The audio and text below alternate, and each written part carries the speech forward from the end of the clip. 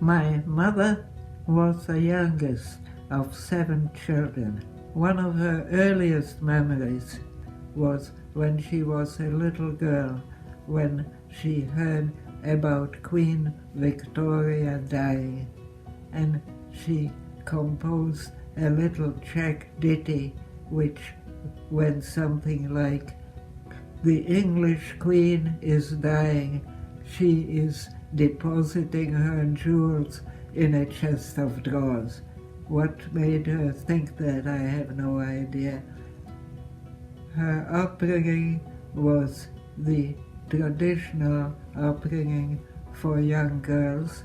My grandfather, her father, believed, like most men at that time, that the only thing for young women to do was to get married and have children, which Aunt Yeti did at a fairly early age. Yeti was an exceptionally gifted young woman who, in a different age, would surely have become a famous poet or author. But as it turned out, that was not the kind of future that her father envisaged for his daughters. Mitzi, for her part, was only engaged shortly before World War I broke out. The young man that she was in love with and who was in love with her was Herbert Bondi, whose family disagreed with this potential match. Herbert was sent to America for a year, presumably in the hope that he would forget about Mitzi, which he did not. I remember that he wrote to her from America, and in his letter he said, "I'll be with you in apple blossom time. I'll be with you to change your name to mine." He came back from America, and shortly after that they finally got engaged. This was shortly before World War I broke out. After the outbreak of the war, 2 of my mother's brothers, Rudy and Harry, were both conscripted and sent to the front. So was Yeti's husband, Oswald, and Mitzi's fiancé, Herbert. Mitzi was concerned about it being so cold in Galicia where Herbert was sent, and so she knitted some sort of garment for him and sent it to him, and eventually she got a thank you letter saying that the garment was a little too large for him, but it fitted his hers perfectly. Of my mother's 4 brothers, the one she was closest to was Rudy, who was closest to her in age, and she repeatedly mentions in her memoirs his wonderful sense of humor. One time there was a local election in Velin, and it turned out that there was 1 vote that had been cast for the Zionist Party. Everybody assumed that it was Rudy's vote, which of course it wasn't, because he wouldn't have dreamt of voting for the Zionists. Somehow he did find out who did vote for them. It was an employee of his. He summoned him and he asked him, "Why did you vote for the Zionists?" And the man replied, "Whoever pays for my bread gets my vote."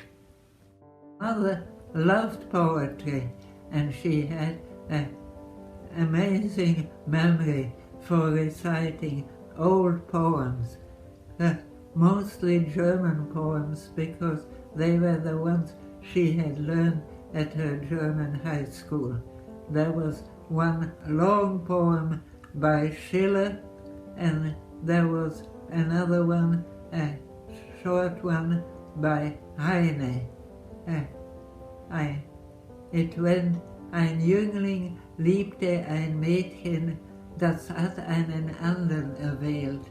Der andere liebt eine andere und hat sich mit dieser vermählt.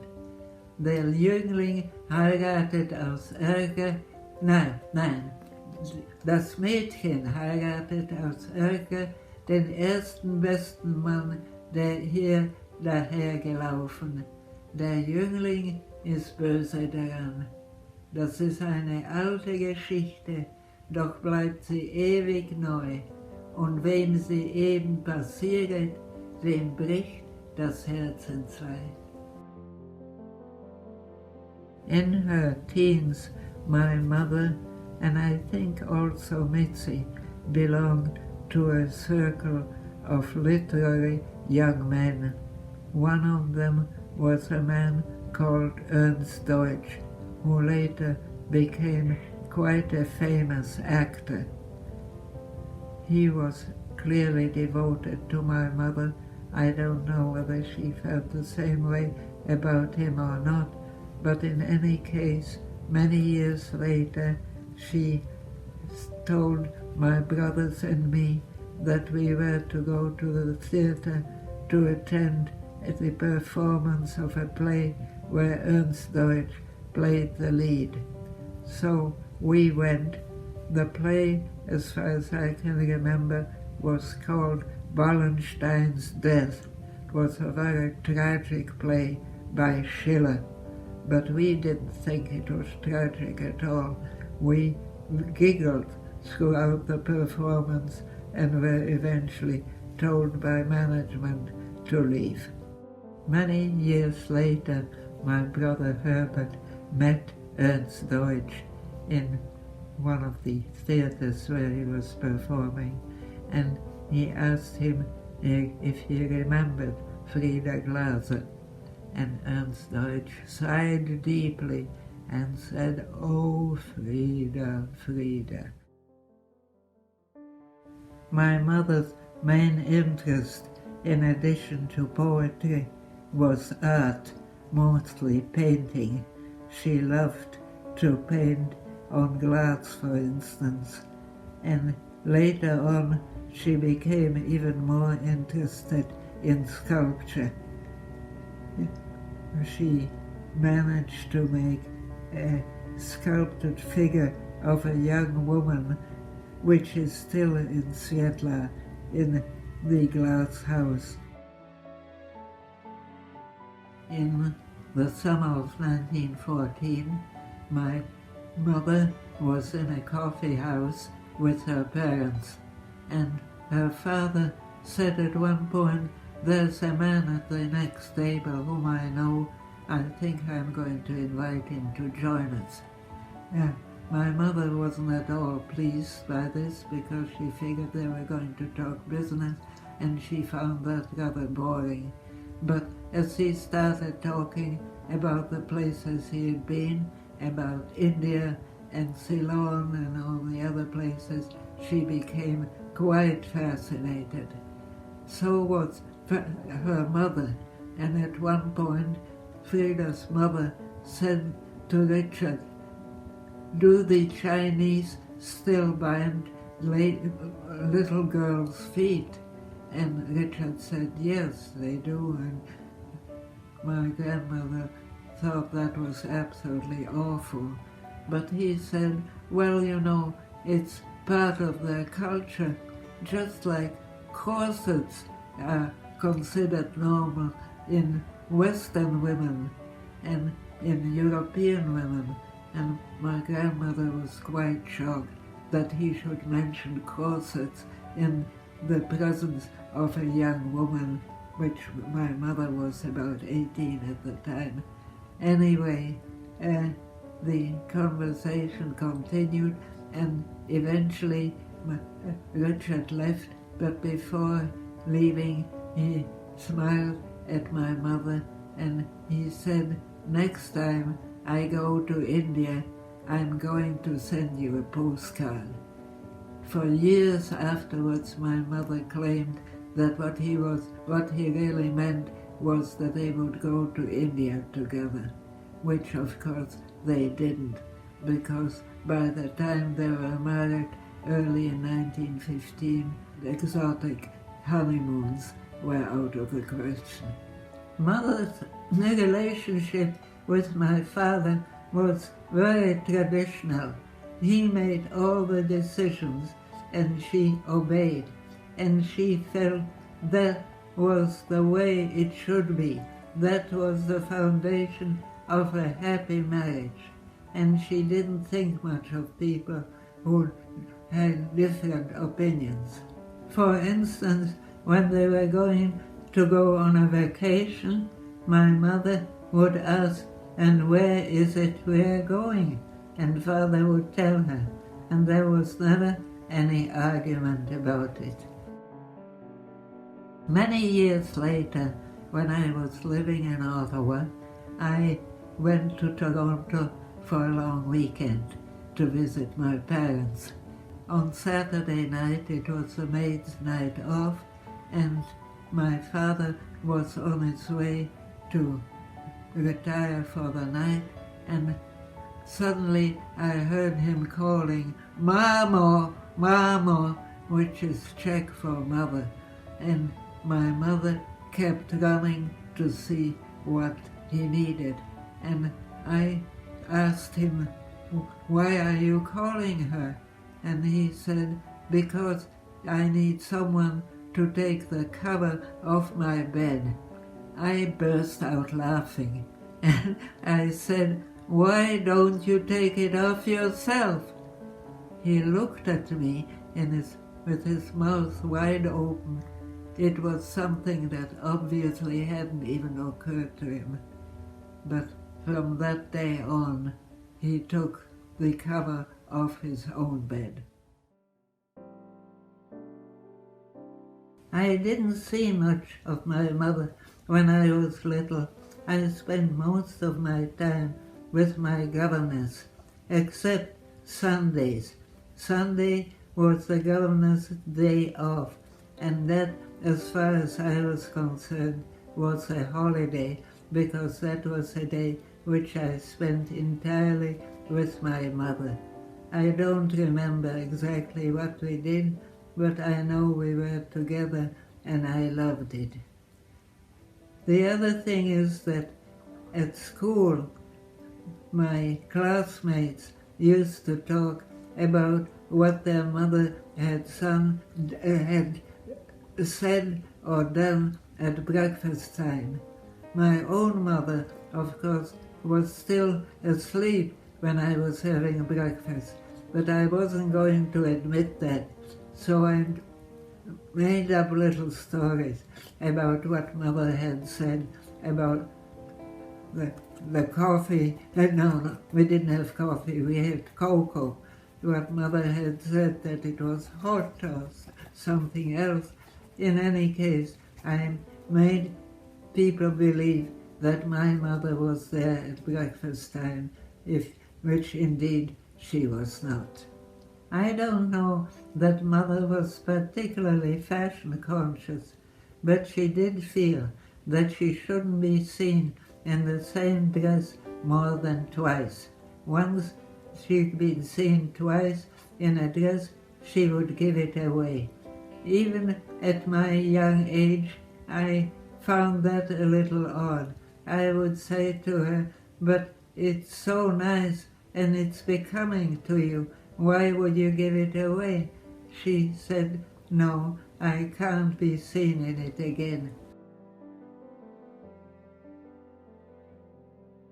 I remember my mother suffered from a terrible back pain, and she had been to all kinds of doctors and nobody was able to figure out how to help her. But then she heard about a doctor in Florence, in Italy, and she decided she might as well try that. I remember her leaving on the train to Italy. I wasn't quite sure what was happening, but my brother John was crying inconsolably. I think he must have wondered if he was ever going to see Mother again. Anyway, she left for Florence, and she spent a number of weeks there, and her backache was cured magically. At the end of the cure, the doctor told her that she should spend the summer in a warm climate, preferably with warm sand shoveled over her. And so the whole family, the children and Lotte, left for Rimini in Italy on the Italian coast, and we spent the time lying on the beach and shoveling hot sand over Mother. I remember Mother formed quite a friendship with another woman who was also on holidays in Rimini, and this woman, she was Hungarian, and at one point she asked Mother what was her nationality, and Mother said Czechoslovak, and the woman said, "I will never forgive the Czechs for having stolen beautiful Slovakia from us." And that was the end of their friendship. Making guests feel welcome and at home became something of a passion with my mother. That was particularly the case when President Masaryk came for a visit to our hometown and stayed with the family overnight. To make him comfortable, Mother evacuated the family bedroom for him. The following morning, she said to him, "Mr. President, I hope you had a good night." But Masaryk never told a lie, not even a white one. He said, "I didn't sleep a wink all night." Mother was devastated. And even though Masaryk quickly added that he never slept well while traveling, the damage was done. She never forgot it.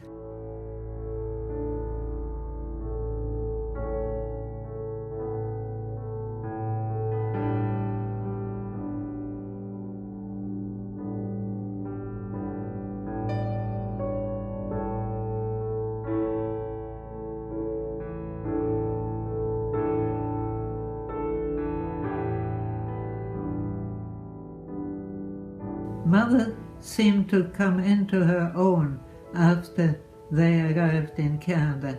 She made friends easily, and she started playing bridge passionately. She loved playing bridge while my father was downstairs doing his photography. It worked out extremely well for both of them. One of the friends she had was the wife of a judge, a Mrs. Barlow. Mrs. Barlow decided to give a party in my mother's honor, and everything went very well until it came time to go home. My mother went upstairs where the coats were left, and she came down and she said, "Mrs. Barlow, I am awfully sorry. I can't find my fur coat." Mrs. Barlow, in a booming voice, announced, "Nobody leaves this house until Mrs. Morawetz has found her fur coat." Mother said she was embarrassed. She wished she could sink into the ground, and things got even worse when she discovered that she hadn't worn her fur coat that day. Shortly after we came to Canada, we became very attached to a Canadian family called Erickson Brown, who were very good to us. They owned an island in Georgian Bay, the part that's known as Go Home Bay, and they invited the whole family to come and visit, which we did. And now, the Alex Browns believed that an island in Georgian Bay should be fairly primitive. It shouldn't have any plumbing and it shouldn't have electricity. It should be the way it was meant to be originally. So anyway, we had a very pleasant weekend, but when we came back to Toronto, my father announced that he was never going back because he was not going to be hopping across rocks in the middle of the night if he needed to go to the outhouse, because that was the only facility there was. So after that, year after year, my parents were invited to come to Go Home Bay, and my mother had to invent excuses why we couldn't make it. And this went on for a number of years, but finally she ran out of excuses and she had to admit that they didn't go back because my father, at age 60-something, was not willing to hop across rocks to go to what should have been the washroom but was actually an outhouse. My mother joined a group of women who met once a week to do so-called war work. But while they might have been doing war work, the main thing they did was gossip. They gossiped mainly about a woman who apparently had a gentleman friend. She was a lady, somebody or other, and she was a widow. And so my mother, in her innocence, said at one time, if she is a widow and she likes him so much, why doesn't she marry him? And the answer was, because then she would no longer be a lady. Another thing that Mother learned at these war work sessions was the saying that apple pie without cheese is like a kiss without a squeeze. She had never heard about apple pie, let alone apple pie with cheese, so she came home with this saying, much to the amusement of my father and the rest of us. For a while, my parents had a male servant, kind of butler or whatever. Anyway, he was given the thankless task of teaching my mother how to drive.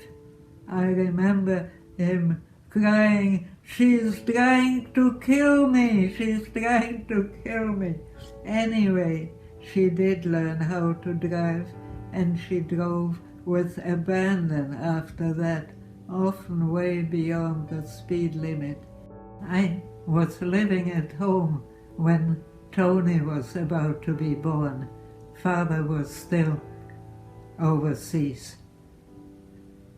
Mother insisted on driving me to the hospital when I felt the first labor pains, but I refused. I insisted on driving myself. However, after Tony was born and Mother came to pick me up, I had no choice. I had to let her drive while I was holding the baby, and I had visions of that poor child having his last days in that car.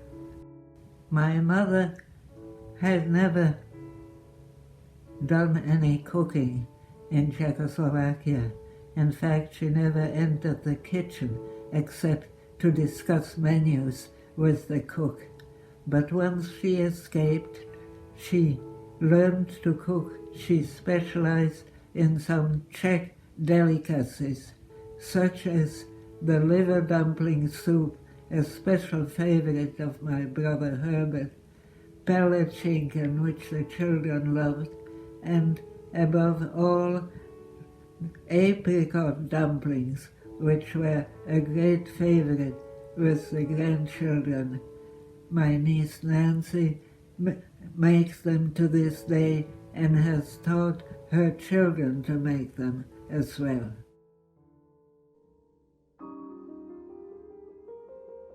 My dear children, I want to say farewell to you while I'm still healthy, and while the day when I will have to leave you forever seems very remote, though I know that it is inevitably approaching.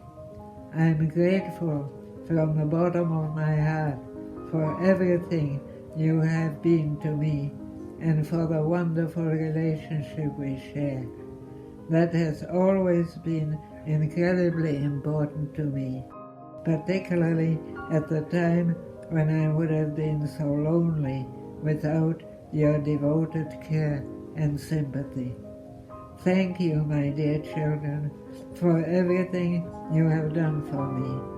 I have proudly witnessed your wonderful family lives, your considerable success in many different fields of endeavor, and the excellent relationship between you as siblings. I hope things will always remain that way. I love you all, your children and your husband and wives. Your Maminka.